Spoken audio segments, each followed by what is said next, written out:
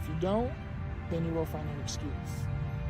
I believe that if you want change bad enough, you will find ways to bring about change.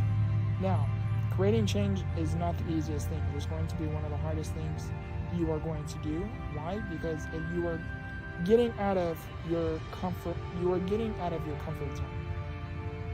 When you are going through some dark valleys with your own mental health, it is really hard to get through those dark valleys. I have been through some very dark valleys with my own personal health. To give you some context, is I was once at a point in my life where I no longer wanted to be here. I wish that I stopped waking up. I wished that I was experiencing so much pain within me, where all I wanted was that pain to end. I was in a very, very dark place.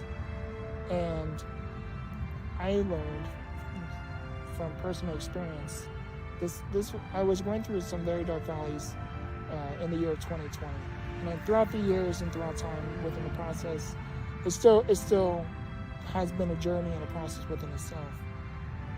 But self-reflecting from those times is, in order for me to want change, I must first had to want change so bad or bad enough where I had to start creating new changes within my todays in order for me to start to see new beginnings for my tomorrows. Now, doing that is one of the hardest things to do, especially when you're going through some very dark valleys, because when you're going through some very hard times and some very trialing times, it is really hard to believe that things will get better, or that the things that you are in the midst of, you are capable of overcoming. It is really hard to